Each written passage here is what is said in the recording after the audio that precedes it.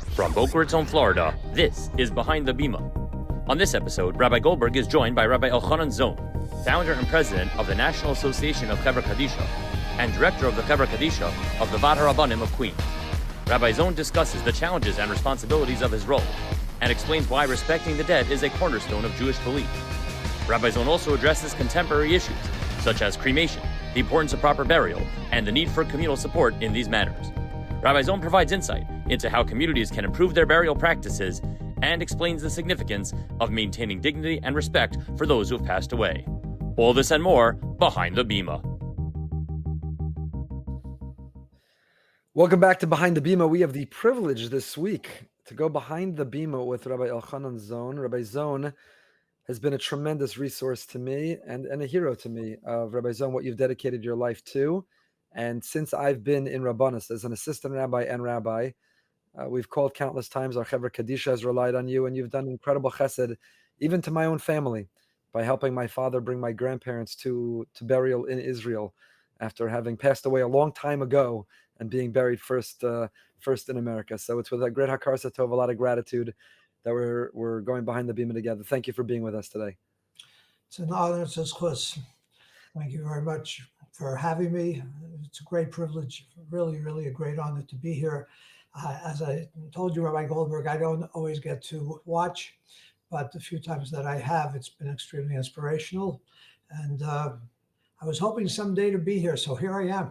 Here we are. So let's jump right in, right? So everyone knows Rabbi Zohn as the world expert, I would consider, in so many ways, of Chevra Kadisha, the director of the Chevra Kadisha, the Vaad Harabonim of Queens, founder and president of NASC, of the National Association of Chevra Kadisha. We have an incredible cemetery we can get to locally that wouldn't exist without your leadership, Rabbi Zohn. So I'm going to imagine at your bar mitzvah, nobody said that little Elchonon, Rabbi Elchonon, is going to grow up to become a nationally recognized authority on death and dying and tahara and preparation for funeral and cemetery and funerals. I don't know that there's a long line of people that this is the career path that they choose or the future they see themselves. How did this happen? How did you emerge to become this authority and this resource for the whole Jewish world on this issue? Rabbi Goldberg, I'd go a step further and say at my chasana, at my wedding, and even when I got smicha, the furthest thing in my mind was that I was going to be involved in Chevra Kadisha work. I studied in Yeshiva Chavetz Chaim, which is dedicated to kiruv, dedicated to outreach and teaching and working with people. And it just happened to be that this was my calling. I was 17. I was in Yeshiva Chavetz Chaim. It was the night before the Zman began. It was right before Rosh Chodesh Elul, and one of the members of the Anhola passed away. One of the Rebbeim passed away, and I was asked to be a shomer. And so there I was at 17, and I was in a funeral home in Brooklyn where the person who had passed away, the person whom I knew, was on the floor. There were no refrigerators in those days. And our job was literally to keep the person from, having, any bugs or animals or anything else literally, scamper about the body. And we actually heard bugs, and that was our job, which was the main idea of Shmira. It was sobering at the age of 17, my first real exposure to death firsthand. And at the end of we were there from 3:00 in the morning to 7. That was the shift I was there. And as we were leaving, the Chevra Kadisha came, and I called the yeshiva, and I spoke to the mashgiach, the person who had sent us, and I said, we're leaving, the Chevra Kadisha is arrived, they're going to do the tahara, the preparation. And he said, Elchonon, don't leave if you think you can handle it. Ask them if it's okay to stay. You're going to go into chinuch someday. You're going to be a rabbi. Most rabbis don't have much knowledge of this issue because they're never exposed to it. If you can get the chance to watch a Chevra Kadisha do this, why don't you do it? And so I stayed, and the other showman that was there with me stayed as well. And that was my first exposure to Chevra Kadisha. Fast forward. 2 years later, I was 19, and the Vaad Harabonim of Queens, the Rabbinical Council of Queens, was forming a Chevra Kadisha for the community of Queens. Some of the local shuls had their own group, but by and large, people had to be taken to Brooklyn for a tahara when it was requested, which was very infrequently in those days. And so they were starting a Chevra Kadisha, and they went to the Vaad Harabonim of Flatbush, which had already begun with a Chevra Kadisha. They had a Chevra for the community, and they asked them how they should start. And it happened to be that the person who ran the Chevra Kadisha in Flatbush, the grandson learning in Yeshiva Chavetz Chaim, who suggested that they start with some of the students in the yeshiva. And since he knew that I had once seen the tahara, because I had mentioned it to him, and he was involved with his grandfather doing tahara every so often, they came to me, would you start the Chevra Kadisha in Queens? So at 19, I said no. I said, but if you get a few other people to be involved, I might consider joining. And so I did. And so I was one of about 10 students at the yeshiva that became the founding members of the Chevra Kadisha of the Vaad Harabonim of Queens. For the women, they had the Rebbitzins doing it, but I guess the rabbis were just too busy. So they basically handed it off to us, the students in the yeshiva. And so that's how the Vaad Harabonim of Queens was founded.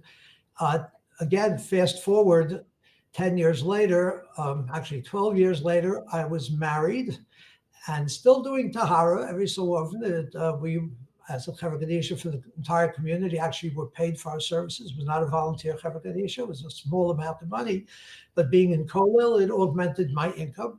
But as I got smicha, there was a crisis within the Chevra Kadisha. They were looking for someone to take over just as an interim person. And so I had a shul at the time in Queens. I was a Rav already, and I was looking for a specific job. And so it was perfect. I figured I'd take this on for a year while I was looking, and then I would go to what I wanted to do, which was to be a Rav or a teacher or a combination thereof. And so I took over for a year, and then it became 2 years. And at that time, I had begun giving lectures to funeral directors to try to explain to them how to present the tradition in a more appropriate way, how to explain Tahara and Shmira, and why it was important for them to do it, and how they could really grow their business and improve their service by doing this. And I really became very involved, and then I found the perfect job. And I handed in my resignation. And the Vaad Harabonim of Queens took the position that I can't leave, because I'm providing a service to the community, and they don't know anyone else who's going to be able to do this. And so how can I leave the community high and dry? And so our Rosh Hashiva, Zichron Levracha, of Hedach Leibowitz, was very strong in his belief that my calling was to go out to the Midwest to a local yeshiva affiliated with us. It was WITS, actually. I don't mind saying where it was. Wisconsin Institute of Torah Study. And I very much wanted to go. So we compromised, or the Vaad Harabonim compromised with him, and they all agreed that I would go to speak to Rav Yaakov Kamenetsky, Zichron Levracha, who happened to have been in Florida at the time. It was winter time, and so he was staying in Miami Beach. And I went down for 2 days. I spent 6 hours with him. Wow. So 6 of the best hours of my life, without any question. And we had very long discussions about, first, whether I have a responsibility to stay. And his answer to me was, you have a responsibility to stay if you can't find anyone that will take this on. He says, you don't have to find someone as capable, not even as dedicated, but someone that will be dedicated to doing this job, and someone capable. And so I looked for a few months, and finally I gave up, and here I am.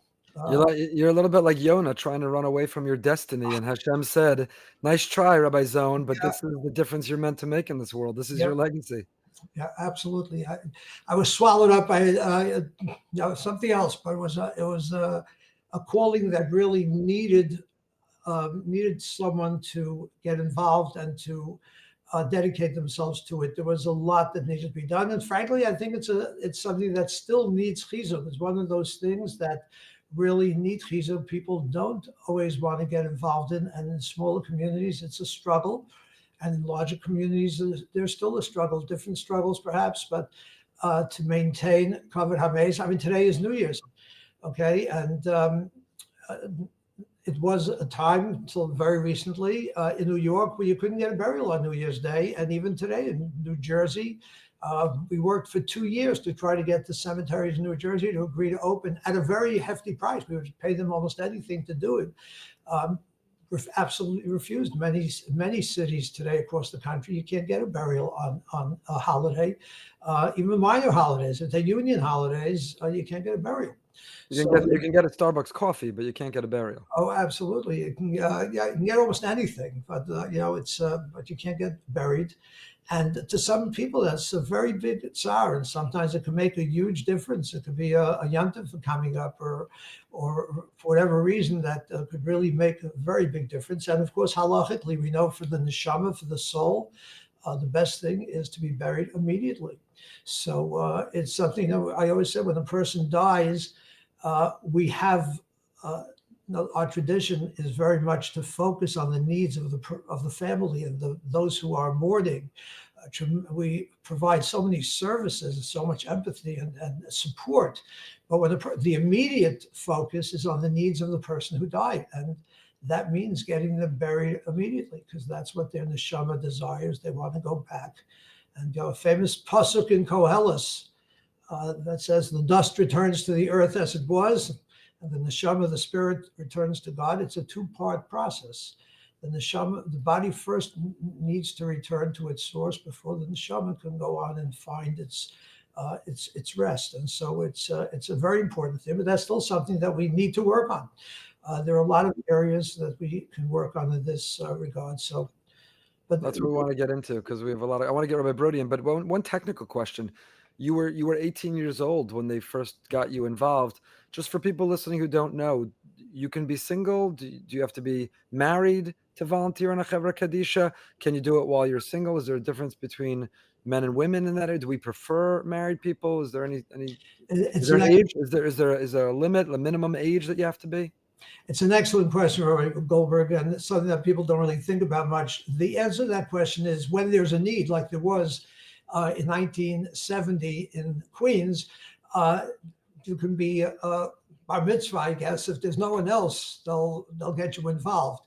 There are communities around the country where people get involved at a very early age simply because there's a need. So there is no real requirement. Is it healthy for these people at that age to be doing this? I'm not sure. But halachically, is it okay? Yes. That being said, Chevra's Kadisha in many communities, even for the men, would not allow anyone to participate unless they were married. And that's actually the present policy of our Chevra Kadisha in Queens and in many Chevras. Not an age factor, but a marriage factor. Once someone was married, we generally will allow them to stay on, even if for whatever reason that status changes. For the women, it's different. For the women, actually, marriage is also a consideration, and our Chevra has the policy that we will not accept women who are not married. But for women in many communities, it was actually after the age of menopause that women were permitted to be involved in Chevra Kadisha, and until that time, they were not permitted. And that still exists in some, mainly Hasidic communities. That has some halachic validity for purity reasons or whatever that might be. But marriage is a factor. I would say today most Chevra Kadisha do not have that as an absolute requirement, unless it's a strong Chevra, and for whatever reason, that's what they chose to. Got it. Rabbi Brody. Wow. So first of all, it's a real honor. And I know that any day of the week to interview you for this program would be exciting, but this week happens to be my bar mitzvah parsha. It's Parshas Vayechi. And I understand that this is a very timely parsha, and it's something which the organization right now wants to make sure we get a message out. And I'm just curious, the message that we're trying to get out. You mentioned before Chafetz Chaim, Kiruv of Yeshiva, trying to get the word out and building communities all over America and doing it so successfully. Is there an element to this that is Kiruv related? So it's not only the message we're trying to get out to the Frum community to try and get them to do things maybe halachically better, if whatever, maybe they weren't aware. But there's an element of outreach here, of Kiruv, to say, there's a world of taharas that maybe you never even heard of this. Maybe you're looking at mausoleums, you're looking at cremation. but there's a world of traditional burial, which people today, maybe they're shying away from, but maybe now they're looking at again because of October 7th. I don't know. But is there a resurgence of people looking at a traditional burial? I haven't seen the resurgence, but there's certainly a key element in reaching out to people who are not aware, not knowledgeable of Judaism and its the beauty and the meaning of its tradition. I think there's nothing more meaningful in Jewish tradition than Kfura Kahalacha, the being buried Kahalacha. It goes to the very core, the very source of how we view people, the respect that they have to be given as just as people, just as being created in the image of Hashem. So yeah, there's a tremendous amount of kiruv, of outreach that can be done. And that's really part, as you mentioned, of our Shabbos Vayechi campaign, which is to reach out. It's been one of our strongest messages for Shabbos Vayechi. Shabbos Vayechi actually, in its first iteration, was called Team Shabbos. It was a traditional end-of-life awareness movement. And it was broad in its many, on many different topics and levels. And it really began because of outreach. And it really began as an outgrowth. Well, I should say that in the 1980s, one of the things I did in Queens that made me so indispensable, so to speak, was to start a Shabbos Vayechi program. Literally my first year when I took over, I put ads in the newspapers, Shabbos Vayechi, encourage your community to do things traditionally and do tahara, just as Yaakov Avinu made sure that he was buried appropriately. Make sure your people are buried appropriately. I went through tahara, shmira, and we listed all the different things. So that was the beginning. But then when we became more sophisticated, we were under the National Association banner, if you will. We started out with this Shabbos because of a couple of incidents that happened. One of the main areas of my work has always been to try to make sure that if a person dies, any Jewish person dies, that they are not forced to have an autopsy for whatever reason. Okay, so stopping the autopsy, which is seen as a terrible desecration of the body. The Torah tells us that we are to be buried. It's in our entirety. Every drop of blood needs to be buried, and there's a strong emphasis on this in halacha. And so that was an important part of it. But the idea was that in that process, we began trying to have people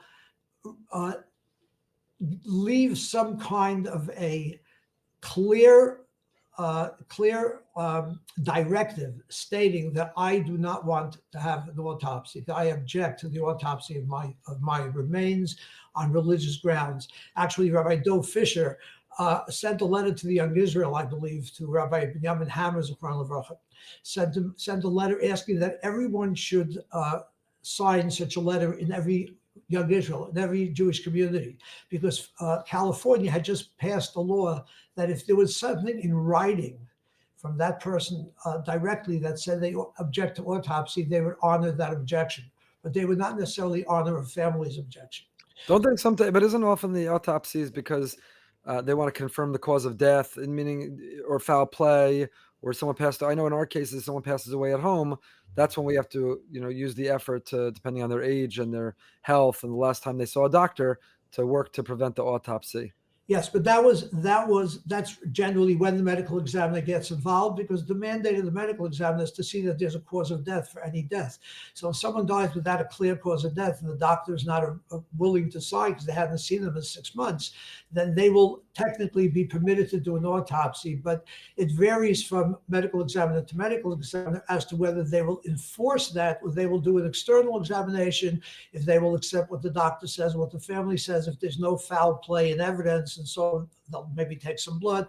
But yeah, that's where the issue becomes. Where there is foul play or where there is a health hazard, they will always do an autopsy. And actually, one of the things I created years ago was the directives that can be given to a funeral director, to a medical examiner, how to do an autopsy with the least amount of desecration to the body so that all the blood will be saved, that the incision will be as small as possible.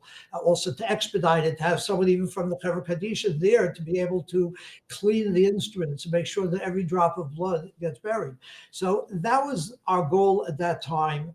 And so we were looking to have people make that declaration and to write that somewhere that they object to autopsy, because it could make a big difference when fighting an autopsy in a case where an autopsy need not be done.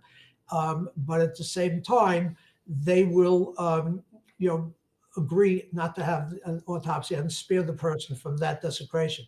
So we were looking to get that done. We were also looking to get someone to sign that they object to cremation. And this came about through a number of cases where we fought very hard to have people not be cremated, in some instances against their will. But there was nothing in writing that said that they did not want to be cremated. And for whatever reason, someone in the family decided that they were going to cremate them.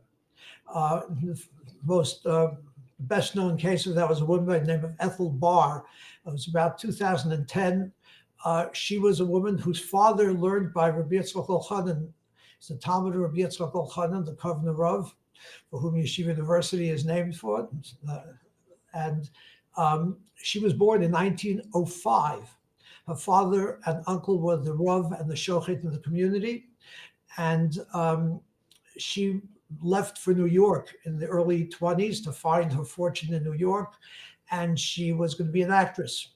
And she ended up marrying someone, they were not at all traditional, and he wanted to be cremated, and he died 30 or 40 years before her. They had a pact that they would both be cremated, and their ashes would be sprinkled in Israel, which they both loved. Okay, and she lived to be 105. And in the process, some of her great nephews became Balei Tshuva, became Frum. And one of them particularly, who had lived with her, was very close to her, decided that he would have conversation with her and convince her to be buried. And after many years of trying, he walked in one day and she says, "Isaac, you're going to be so happy. I agreed to be buried." And so he said, "Great. We'll figure out where," her husband, obviously, they never bought graves, "where we'll bury you. We'll figure it all out." But he said, "Who is the person in charge?" And she mentioned that her nephew was her lawyer and that it was in her will to be cremated. So he called this nephew, who happened to be a cousin of his, and said, "Ethel agreed not to be cremated. Can you change the will?" He said, "Don't worry, we'll take care of it." And that was the end of it. 2 years later, she dies. He never changed the will. He figured, she's 103. Isaac somehow bamboozled her to be buried rather than get cremated. He's the Orthodox fellow. And so, sure, but that's not what she wanted. It's in her will to be cremated. And she even had a pre-need to cremate at the funeral home. So here she's lying in a funeral home. And when Isaac called the cousin, he says, "Don't bother me. I'm headed to Europe for a 2-week vacation. We'll cremate her when she comes back." So for 2 weeks, this was put on hold. In the meantime, the Agudath Israel got involved, and actually there was something filed with the court to stop the cremation. Make a long story short, this thing went to court twice. We had people who were witnesses to the fact that she wanted to be buried. The chaplain in the nursing facility where she lived was aware of it. The court, in the second time on appeal, refused to let anyone even testify. The question was, is there anything in writing? And the answer was no. That's all I need to hear. We have a will and we have a pre-need stating cremation. And so it became, at that time, I realized how important it was to get things in writing when we want to help someone. It's not enough just to convince them. We have to get it in writing, especially if there's family that's coming from different places, on the spectrum of observance. And so that was how Shabbos Vayechi really came to be, because I started promoting halachic living wills or advanced medical directives that both the Agudath Israel and the RCA had at that time. Ematai, an organization that now has its own version of that same thing, are now the three that have it. And in the RCA and Aguda living wills, there is actually something that designates the healthcare proxy to also be the agent to take care of their after death decisions.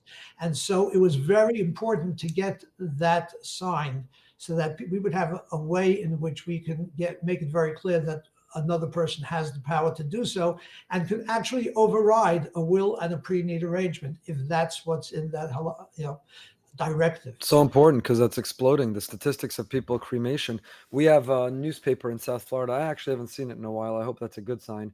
It was a supposedly Jewish newspaper, but would advertise cremation among other things entirely inconsistent with Judaism. So you have a Jewish newspaper advertising cremation. You have Jewish funeral homes. You even have Jewish synagogues or temples who are endorsing cremation. Obviously, it's irreversible, and it's so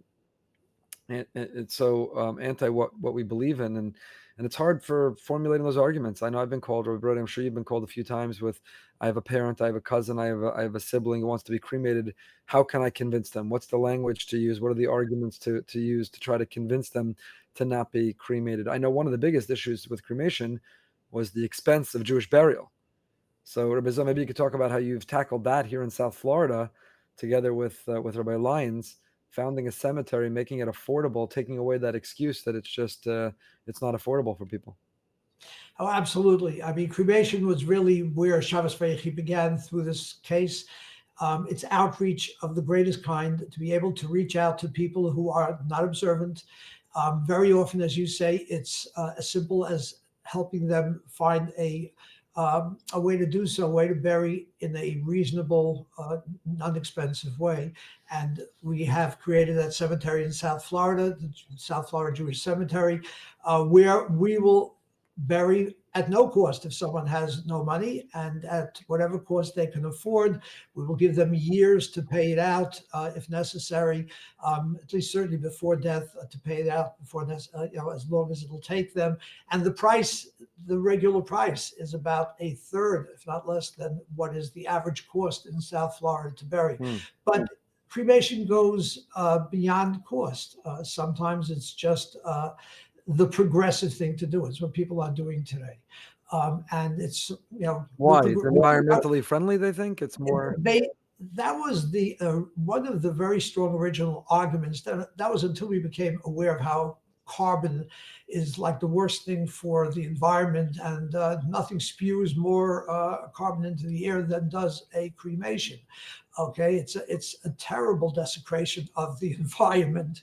But they still sell it as being sparing a loss of land. Okay, like a person isn't worth the dollar, almost a little piece of land that they own.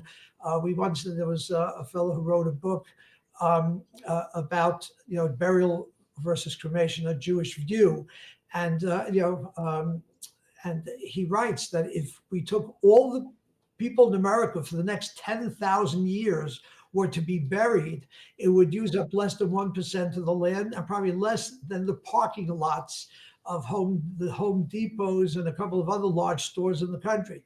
So it's ludicrous, but that has been still the cry of those promoting cremation. But it's not that. The use of fossil fuel, tremendous amount of fuel that's used in the cremation of everybody. So it's a misnomer. It's fake. It's fake news, if you will. It's a fake. It's advertising at its most deceptive. But it's not only that. People live all over the place. People take a position, we're never going to visit the grave. No one's going to come visit. I think there's a lot of guilt involved on the part of some people who never visited the graves of their own loved ones. And somehow they feel if they won't do it, it'll somehow mean it was okay, because they're going to forego that visit. So they don't want to burden their children to have the burden that they somehow felt in not visiting those graves. The fact is, the most celebrated krura in the in Torah, the most celebrated kfura in history is the kfura of Moshe Rabbeinu. Moses was buried by Hashem himself, by God himself on the mountain, the last act, the last story in the Torah. And the pasuk ends by saying, Lo yoda ishas kfuraso, no one knows where he's buried. So to assume that the reason we bury so that people will visit is a complete misnomer. It's just we as human beings deserve the respect that burial provides, and there's no greater respect. We don't burn the things that we love. A little child will not burn its pet. It'll put it in the ground in the backyard. That's just the natural thing to want to do. And so it's our enemies cremated. I mean, I've tried to use the argument that, the evidence that we should want to be buried is that our enemies cremated us. I mean, the cremation and the Holocaust, if that's what the Nazis chose to desecrate our remains, then obviously we shouldn't be their accomplices by making the same choice. Absolutely. And I will tell you that it used to work years ago, much more so. I think people have become, the further removed, the less sensitive we are to that. The fact is, cremation is really the total destruction of that which we really dislike, which is why, that which we want to eradicate completely. And that's been true. Not only that, when people burned at the stake, Nimrod threw Avram into the Kivshan Ha'esh, into fire. That was the way of destroying those we wanted to eradicate. But it doesn't work that much anymore. In fact, it was a rabbi, I believe in Florida, about 30 years ago, who wrote an article about cremating oneself as a way of identifying with those who died in the Holocaust. How you can pervert something. And I myself remember giving a lecture in New Orleans, and at the end of the lecture was titled, "What Happens When We Die?" And it was very well attended. There were actually priests, and there was an imam in the audience. It was a very interesting lecture. But at the end of the lecture, a woman comes over to me. She says, "Rabbi Zohn, can I speak to you privately?" And she pulled me over to the side. She says, "I'm a Holocaust survivor. I lost my mother and my twin sister to the crematory in Auschwitz," she says, "and I have it in my will to be cremated because I wanted to be identified with them." And I said to her, "Were you traditional way back?" She said, "Yeah, I came from a religious home." And she said, I said to her, "What do you think your mother will say to you after 120 years?" Says, "What do you think your mother would have given when she was on the way to the gas chamber if someone would have offered her and said, we have to kill you, we're going to kill you, but we will allow you to be buried in this Jewish cemetery outside outside of Auschwitz." What would she have given? And she looked at me, she said, "Probably would have given her right arm, but she had nothing to give." And I said, "So do you think that she said, "I want to be with my mother." And I said, "Do you think that's what your mother is going to, appreciate, your identification with how she was desecrated?" And she started crying. She says, "Rabbi, you're right. I gave her my card and said, if you lose your resolve, call me back again." Never heard from her. I hope she changed her mind. But, people don't think things through, and it's the way in which things are presented to them. It's an emotional issue, and it touches on so many things. So the bottom line is the need to reach out. And yes, it's outreach.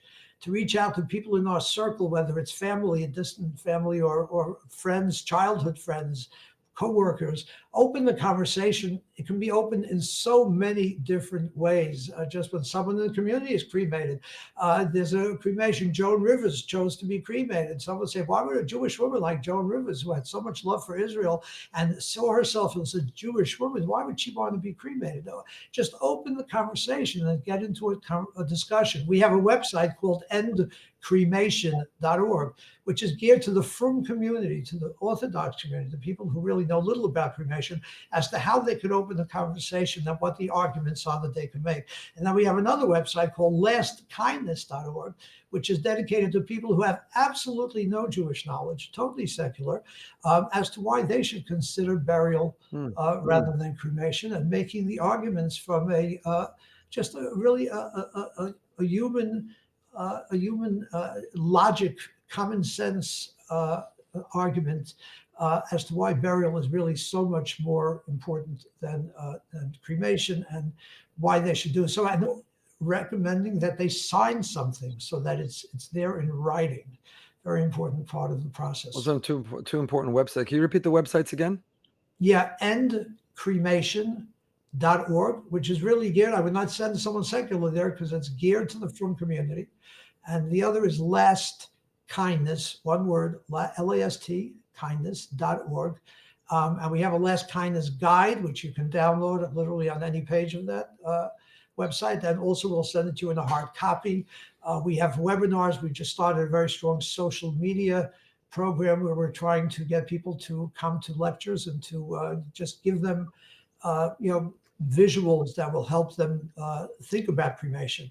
Once they think about it, there's a very good chance of getting them to reconsider. But once someone dies, very, very difficult to get family to go against what their last wish was. Sometimes it can be done. Sometimes families are looking for an excuse. Sometimes families want to know it's not an absolute requirement, whether it's legally or religiously.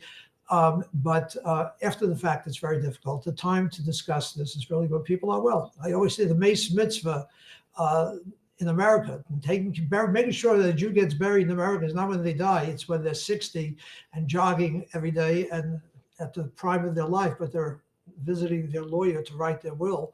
And in that will, they are putting in to be cremated. That's really that's the Mace Mitzvah. That's when we have a chance to get them to make the right decision and to bury.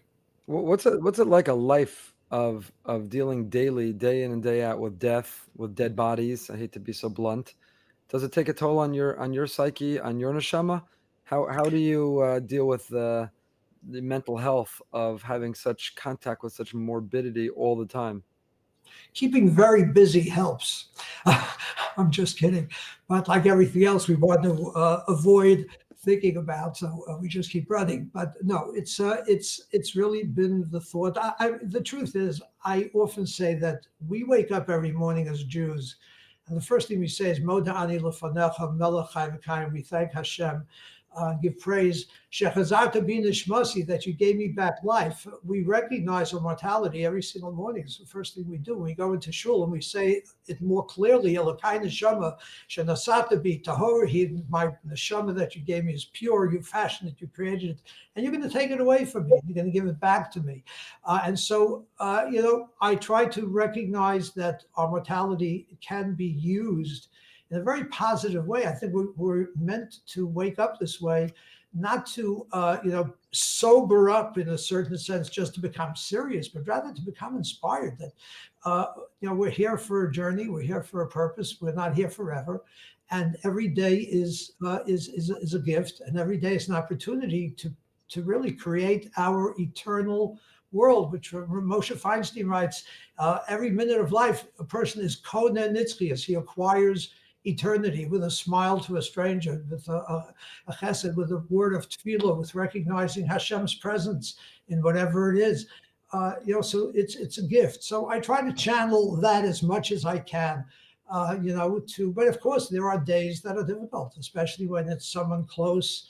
And there are days that you deal with families that have lost, sometimes of young people, of even children, or a stillbirth, especially for people who are trying to conceive for many years.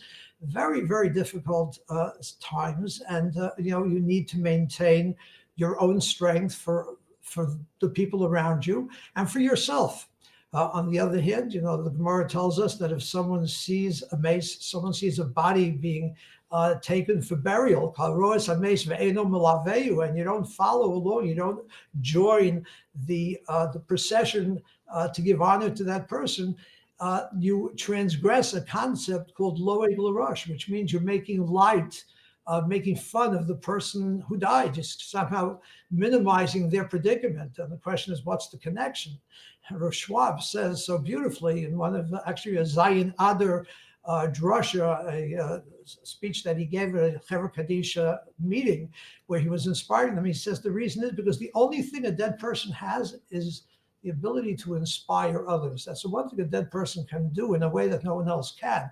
That's his gift to humanity. And the idea is that if we don't recognize the gift of the reminder of the reality of our mortality, then that's making light of that inspiration that person can provide at that very sad moment of their life cycle.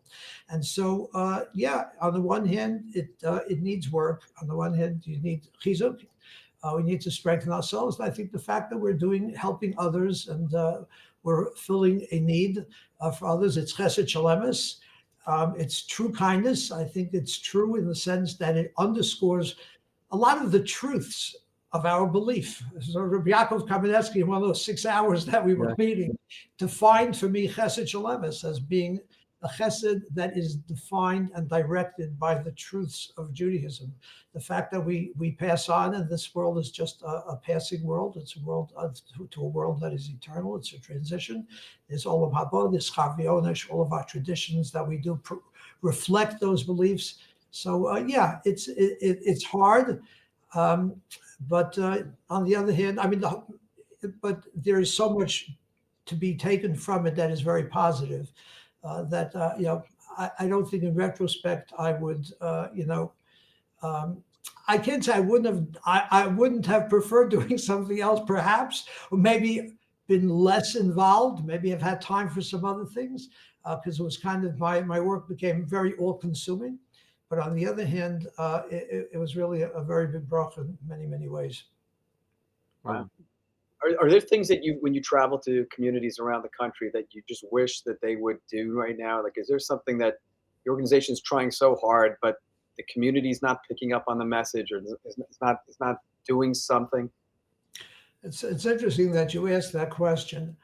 I think communities don't fully recognize how much more they can do in certain ways to strengthen the standards of their own Chevra Kadisha, just as a basis.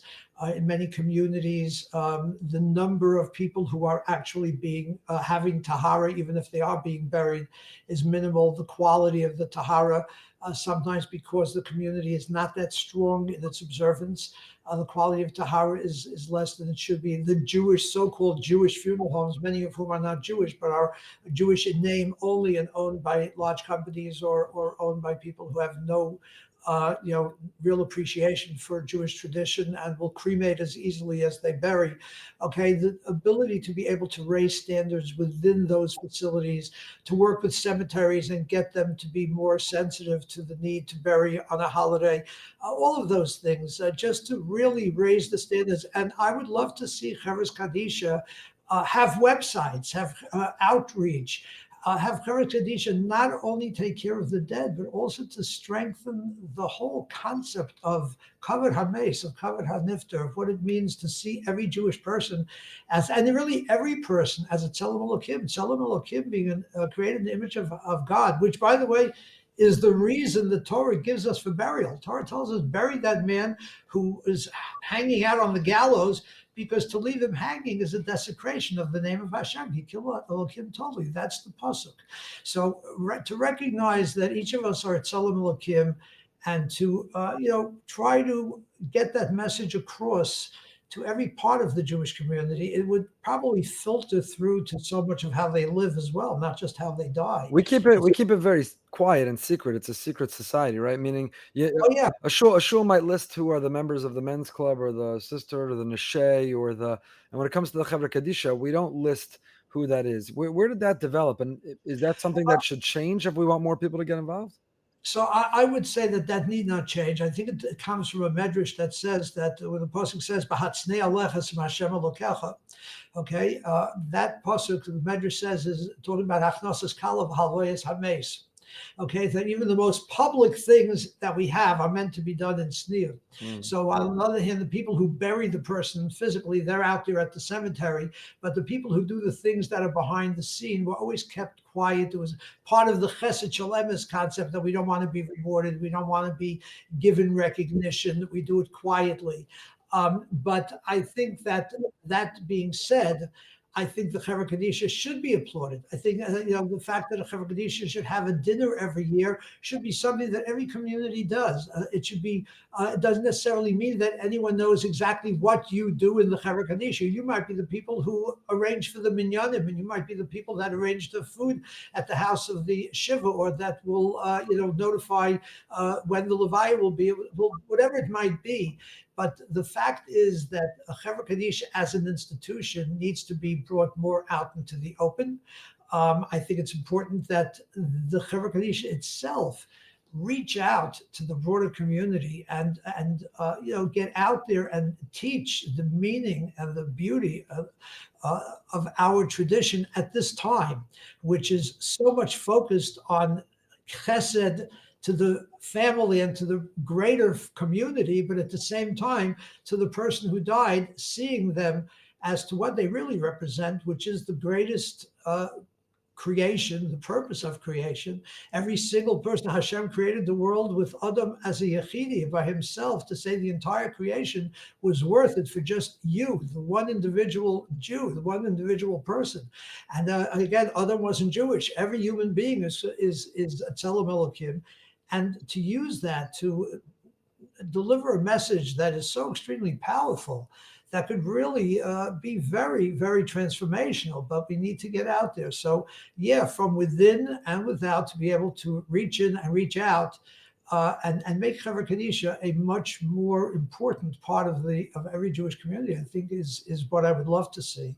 Shabbos Vayechi is a good way of beginning that process, and it's one of the things we actually highlight this year is strengthening Chevra Kadisha, and that's really what I mean. It's not just more people joining the Tahara group, but it's strengthening the Chevra Kadisha concept, the organization, the institution, what it stands for, and getting that message out to the entire community.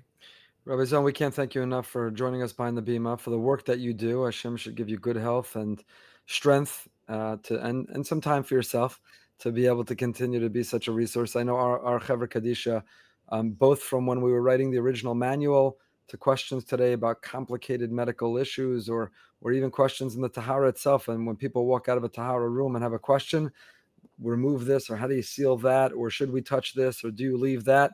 Rabbi Zohn is on our speed dial, so we're forever grateful for that. And please God, for many years to come in good health, continue to inspire all of us to help Jews leave this world with dignity and with honor and in a Jewish way. Thank you. Thank you very much, and thank you for all you do for your community, for Klal Yisrael. It's a pleasure to have you as part of the network to bring the message to all of Klal Yisrael. We should be zocher to the Gula. I'm ready to retire, so Amen. we're looking forward